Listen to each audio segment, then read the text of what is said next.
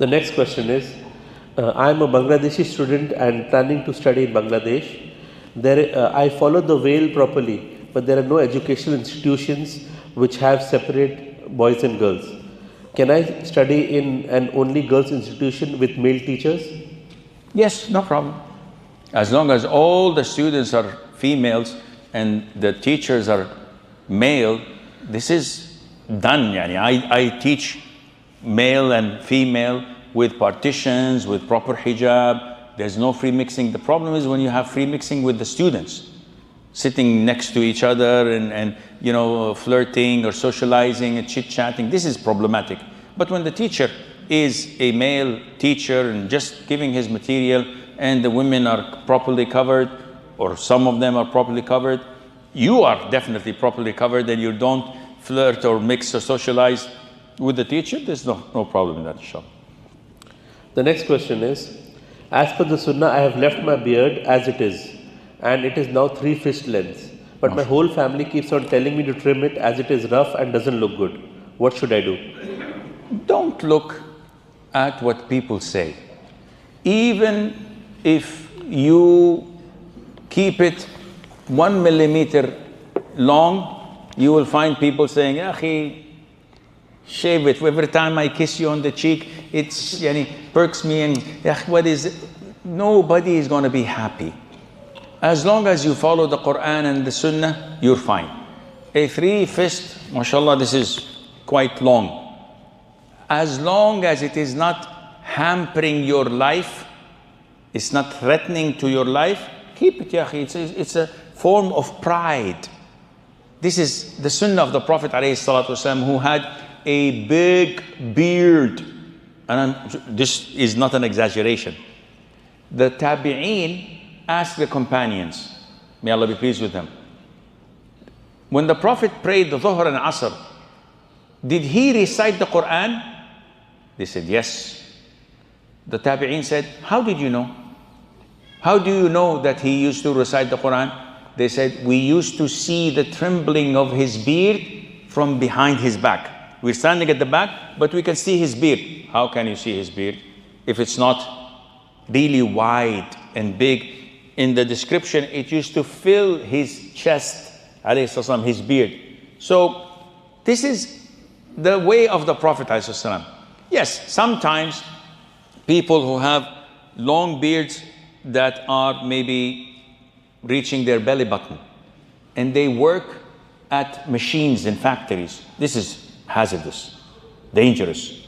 Or sometimes it is a means of becoming nuisance. Every time you eat, you find hair of your beard in your mouth.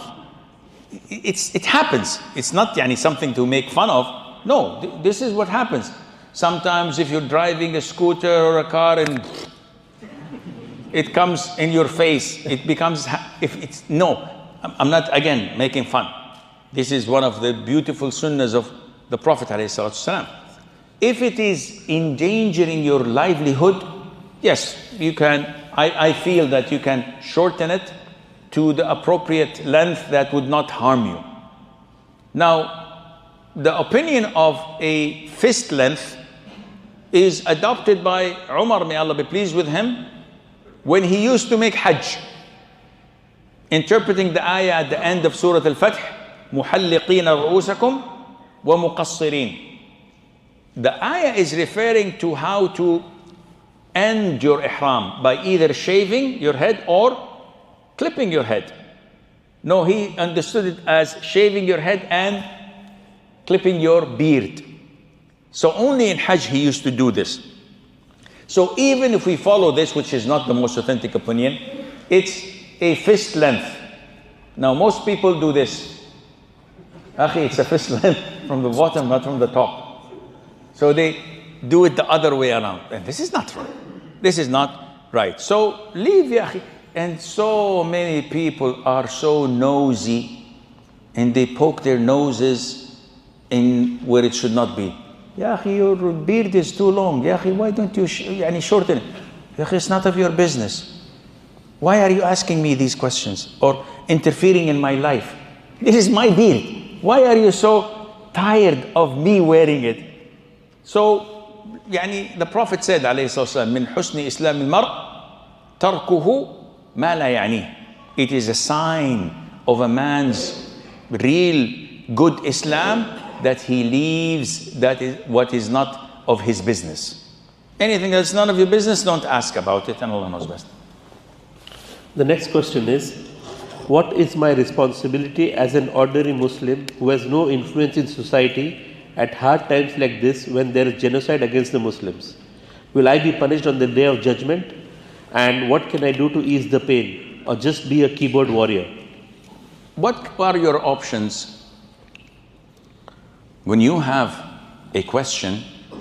The best way to solve problems is to examine and explore your options and put 6 or 7 options on the table and then evaluate. The brother Jazakallah Khair gave one option, which is keyboard warrior.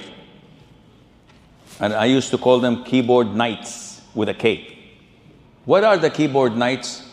Someone who hides behind the screen and starts slandering people, and these are cowards, these are traitors, the ruler of this country is this, they're being paid, and they're all this, and they're Jews, and they're...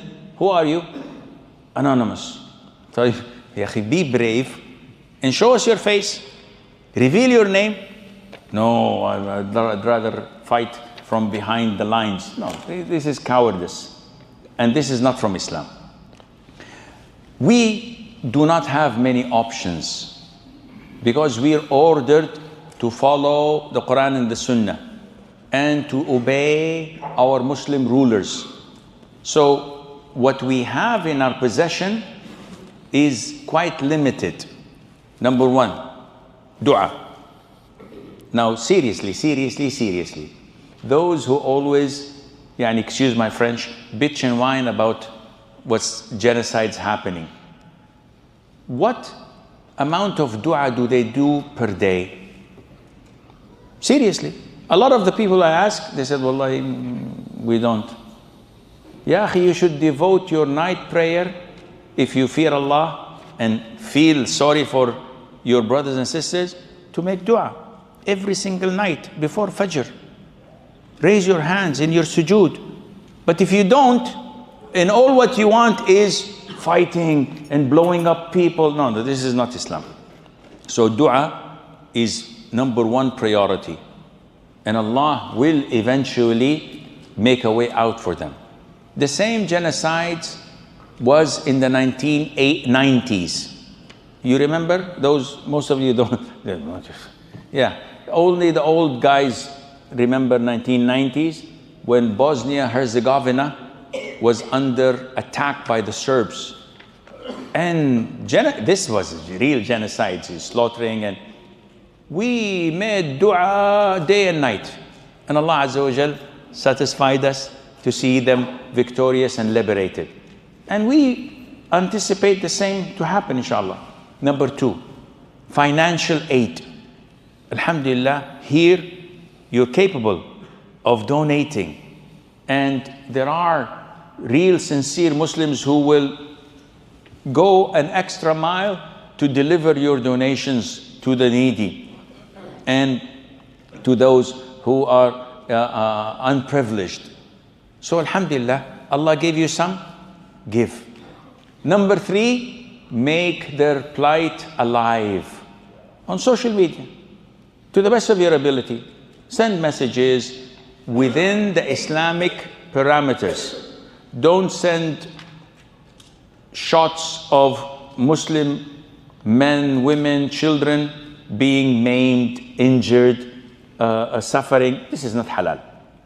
Ya akhi, how dare you send my picture when my guts are all out and I'm dying, and you say, oh, look at what they're doing to our Muslim sheikh. This is not halal. I have my respect, I have my honor and dignity to be protected. Not just because they're being bombarded like this, you make it easy to send these pictures. No, make their plight alive. Show the atrocities. Nowadays, alhamdulillah, there are so many people online.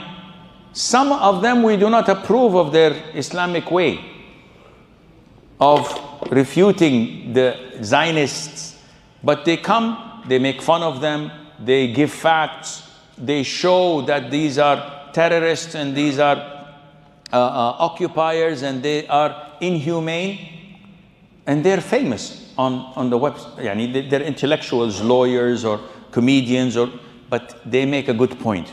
So if it's Islamic, if it's halal, spread the word. Make the whole world notice so that, alhamdulillah, we gain momentum. And there are many, many ways you can help, but you have to be sincere and seek Allah's help and guidance, and Allah will guide you.